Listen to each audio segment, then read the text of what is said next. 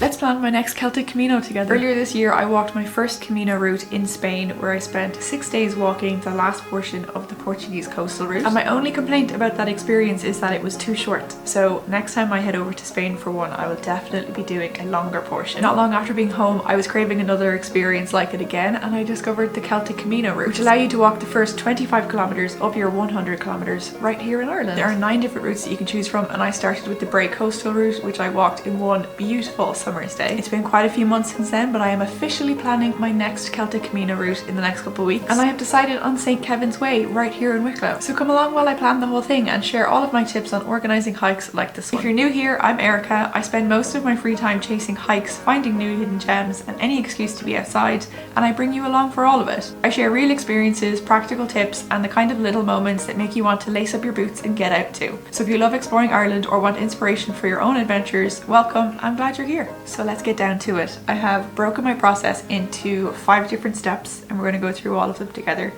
And it's basically just a way for me to make sure I am fully prepared and that I can really get the most out of the hike and the experience, and also for me to make sure I can capture it and share it with you. So let's jump right in with step number 1, which is route planning. So before we get into the nitty-gritty, first a quick overview of today's route, the St. Kevin's Way, which is an old pilgrimage route that St. Kevin is believed to have taken through the Wicklow Mountains, ending in the valley of Glendalough, where he lived back in the 6th century. After his death, Glendalough grew into a major monastic site, and people travelled from all directions to visit his tomb. That's why there are a couple of different starting points, but the main route begins in Hollywood with an alternative from Valleymount.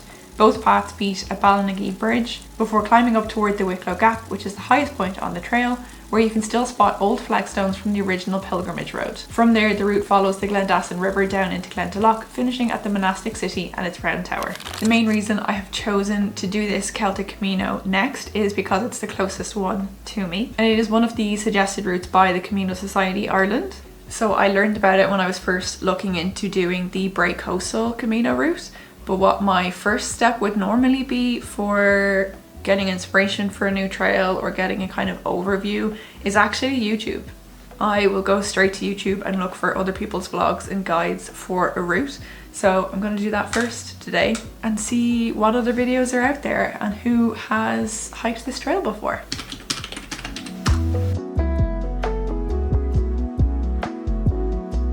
Okay, turns out there's not that many videos for this trail in particular, but I have learned a few things. So it is, one, a very beautiful trail. It has quite a variety of actual, what's the word, terrain to walk on, between woodland trails, bowgreens.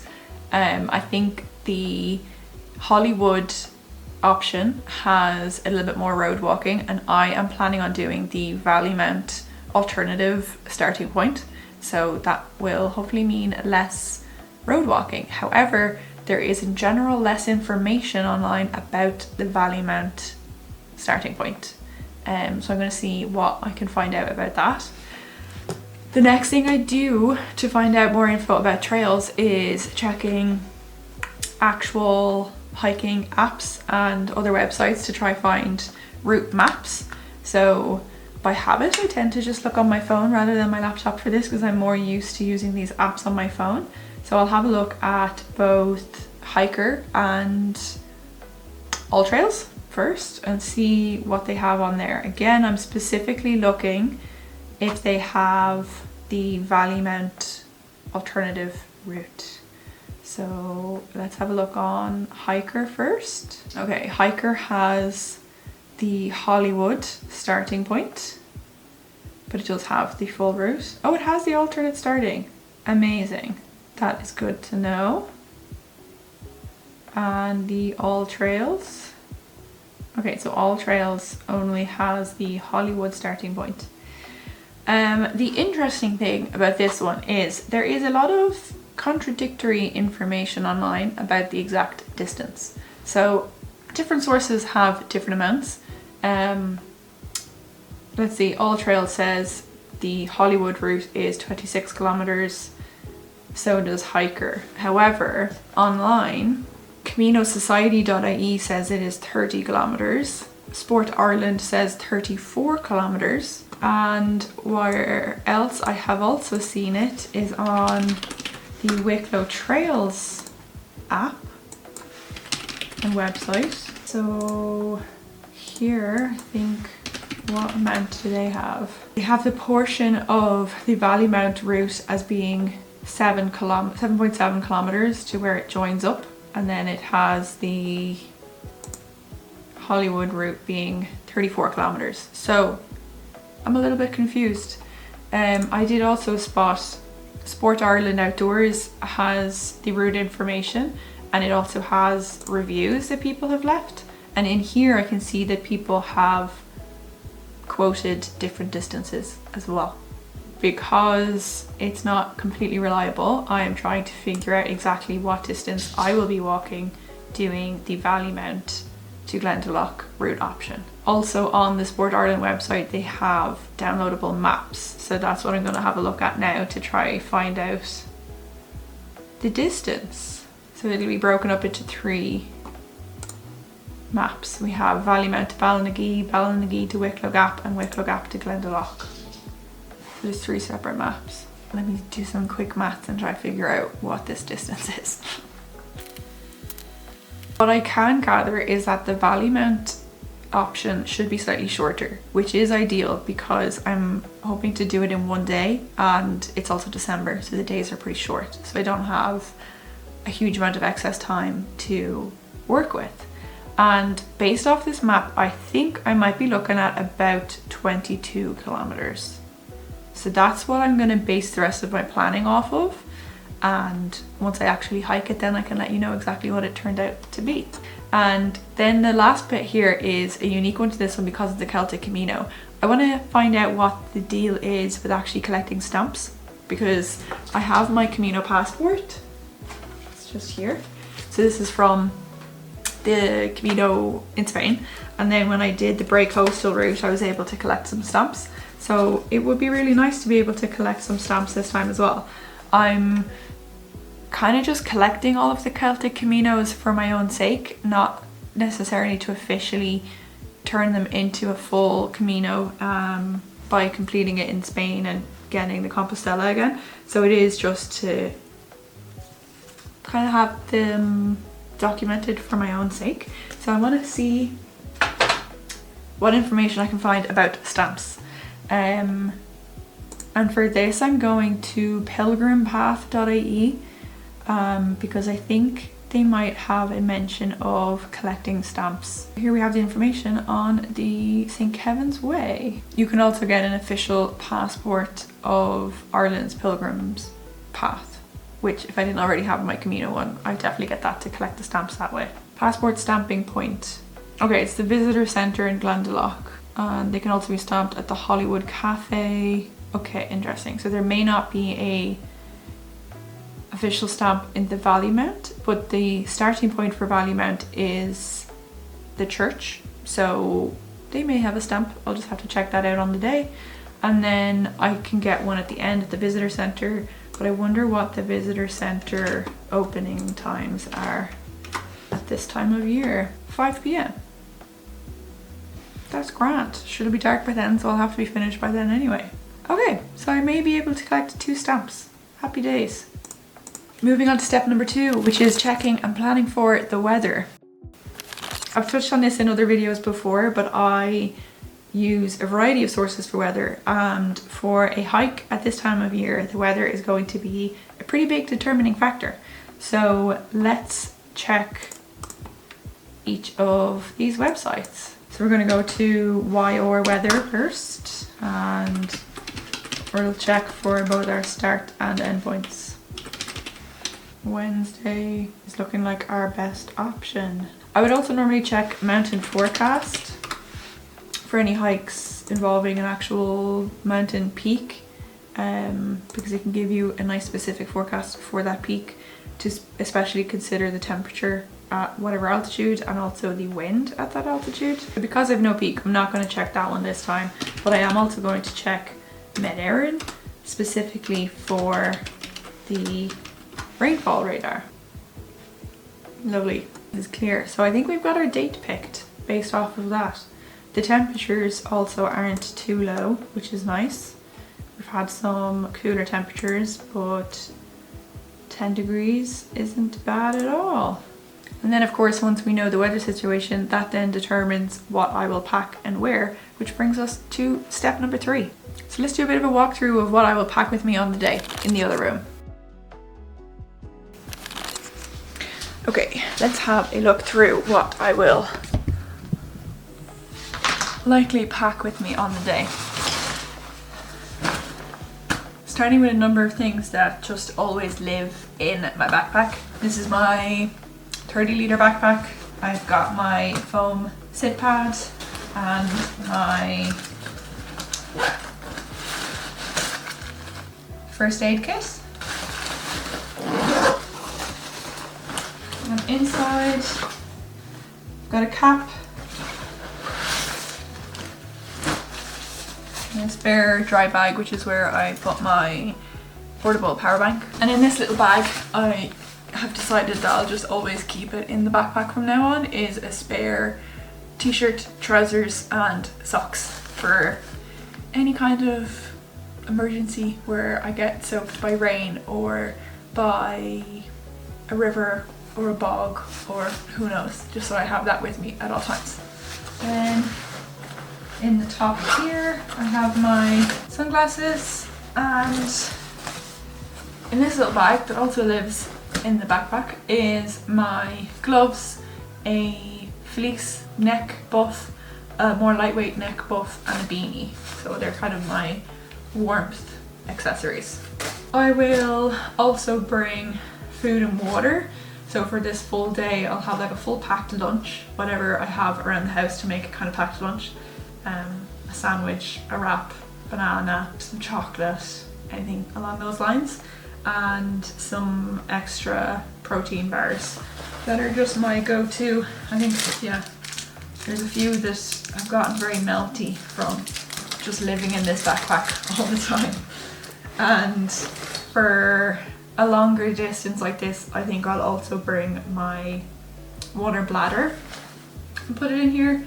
That lives in the freezer downstairs in between hikes, so that there's no mold or bacteria growth in it.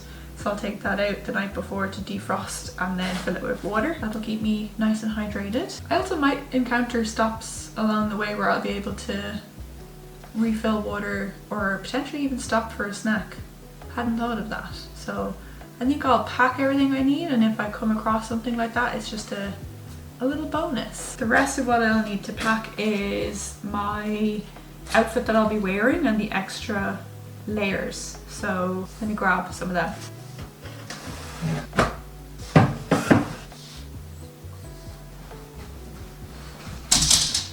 Ooh, big stretch. Are you gonna join in on the video?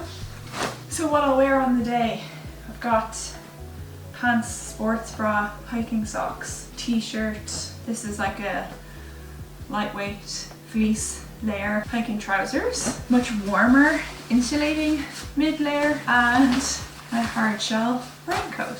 If you watch more than one of my videos, you will very quickly spot how often I just rewear all of the same things. That's the case with this outfit pretty much. If it ain't broke, don't fix it. So that's me ready to go, I think. Head torch, that's downstairs. I'll add that in for if I am behind schedule and end up doing the last section in the dark. I think that's it. Then the only other thing is the technology that I will pack with me as well. So I will probably have the camera that I'm filming on right now, with the microphone, spare batteries, a tripod. I will also have the portable power bank and my phone, my watch, so that I can track it and report back exactly what distance I end up walking. Do I have any other technology? I might consider bringing my drone. Some portions of the route I know I won't be able to film in once I'm inside the Glendalough Valley. That's something I'll look into before I film so that I don't get in trouble. And then I think that's it on the technology side. So I always make a packing list. I make a packing list for anything I do, anywhere I go, especially if I'm planning ahead of time like I am today. It's not last minute packing the night before to make sure that I am fully prepared, that all of the technology is charged, that everything I want to wear is actually washed and clean and dry, and that I know where everything is. So this is what the packing list looks like for this adventure. And then I will tick it off the night before or the morning of as I get ready to go. Step number 4 is transport and safety. So I typically plan all of my routes around public transport, especially a linear route like this. Having public transport at the start and end points will just make it so much easier. So that is the main reason why I've chosen to go with the Valley Mount starting point, because I can get a bus straight to there. Pretty sure the bus stop is at the exact starting point, which is really convenient. So let's have a look at the bus timetables. It is a lovely local link bus that I'll be getting, route 183. Which direction are we going? We're going Arklow to Salins, yes. So I'll be getting on in Roundwood, 8:46. I'll be getting off at 9:24. Pretty good timing. It'll be bright, at least it'll be after sunrise. Our lovely late sunrises in winter. Okay, happy days. And then I could also get the exact same bus home in the opposite direction. So it'll be picking me up at Glendalough Visitor Centre. So there would be 2 options, 3:05 or 7:10. It'll be very dark by 7:10. 3:05, how many hours is that? That's cutting it kind of close. Okay, so I probably won't get the same bus back in the end. I will actually get a different bus, which is the 181 St. Kevin's bus service, which is very aptly named. So that is a little bit later. It will leave Glendalough at 4:30. Again, if I wasn't planning this in December, this would be easier to plan around the bus times, because I could just get the later bus. It would still be bright, but I don't want to be hanging around Glendalough in the dark for a number of hours. I also don't live very far from the endpoint, so if any of my plans are to change on the day, I can very easily call my partner, who will come collect me from the ending point if I miss that bus, or if I'm too early and I don't want to hang around for a bus. So I know that in the back of my mind, I don't have to be too stressed out by these bus timetables. And then because I'll be doing it on my own, a couple of things that I'll consider for my own safety is that very fact I'm not going very far from home, so my partner at no time will be too far away from me. If worse comes to worse, I need to call him and ask for him to collect me.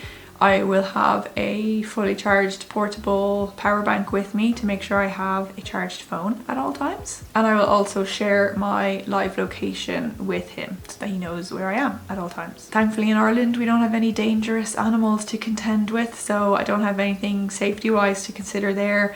And we are outside of tick season, which is the only dangerous animal that I usually have to think of. So I don't even have to be worried about that, which is really nice. So then the final step 5 is to have my final checklist ready for the day.